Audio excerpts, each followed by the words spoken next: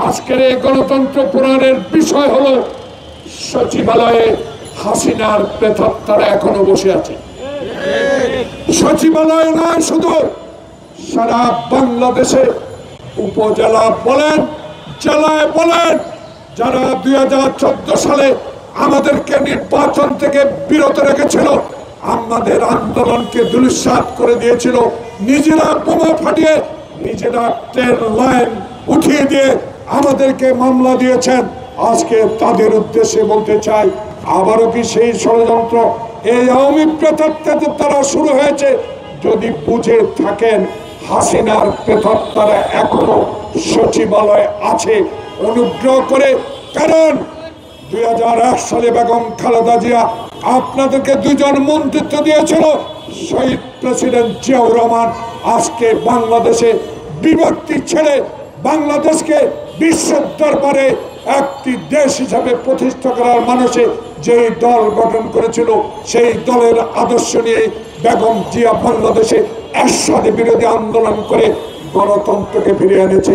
Extreme মশার coil plant fibre দিয়ে তৈরি, ডেঙ্গু, চিকুনগুনিয়া বাহি সহ যে কোনো মশার বিরুদ্ধে দেয় এক্সট্রিম সুরক্ষা। মনে করিয়ে দিতে চাই 96 সালে বেঈমানি করেছে কারা।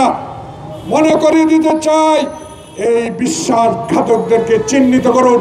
দয়া করে রাজপথ থেকে উঠে এসে এই ইন্টেরিয়াম গভর্নমেন্টের যে নির্বাচনের ট্রেন, সেই ট্রেনে চলেন, জনমত যাচাই করেন। পিয়ার অবশ্যই আপনারা বুঝেন, সে পিয়ার পদ্ধতি যদি আনতে হয়, বাংলাদেশের এই ফেব্রুয়ারির নির্বাচনে জনগণের কাছে যান, ভোট দিয়ে ওই সংসদে, শেরে বাংলানগর ওই সংসদে যা সংখ্যাগরিষ্ঠতা অর্জন করে ক্ষমতায় যান, সংবিধান পরিবর্তন করে পিয়ার দেন। কিন্তু বাংলাদেশের মানুষ 55 বছরে বুঝে ফেলেছে বাংলাদেশে নির্বাচন একটাই, আমার ভোট আমি দিব। সেই ভোটকে মৃত ব্যক্তির ভোট দ্বারা জলাজ্জলি করে দিয়েছে শেখ হাসিনা।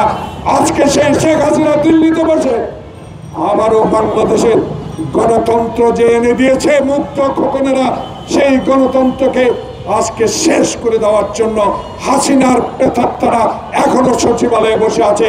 তাই আজকে গণতন্ত্র ফোরামের দাবি হবে, আপনাদের মাধ্যমে আমরা জানিয়ে দিতে চাই, 2026 সালের ঘোষিত ফেব্রুয়ারি নির্বাচনে যারা 2014 সালে কুকুরের উপস্থিতিতে এমপি হয়েছে, যারা 2018 সালে আজকে দিনের ভোট রাতে করে এমপি হয়েছে, যারা 2024 সালে বাংলাদেশে দিনের ভোট রাতে করেছে, সেই প্রেতাত্মারা এখনো আছে। প্রধান নির্বাচন কমিশনার, আপনাকে আমরা ভালো করে জানি, একজন সৎ দক্ষ ব্যক্তি। আপনার কাছে অনুরোধ থাকবে, গণতন্ত্র ফোরাম যারা 2026 সালে নির্বাচন করবেন, ওই নির্বাচনে যেন একটি আওয়ামী প্রেতাত্মা যারা 14, 18, 24-এর সাথে সম্পৃক্ত ছিল, তারা যেন কখনো এই নির্বাচনে অংশগ্রহণ করতে না পারে, দায়িত্ব পালন না করতে পারে, সেই দিকে সজাগ দৃষ্টি রেখে এইটুকু বলতে চাই, আসুন জনতার ঐক্য। তারেক রহমান বলেছে বিএনপি জীবন বল লড়াই করেছে গণতন্ত্রের জন্য। সেই গণতন্ত্রের লড়াইয়ে আমার মা হারিয়েছি, বাবা হারিয়েছি, ভাই হারিয়েছি, আয়না করে দিন দিন নির্যাতনের শিকার হয়েছি।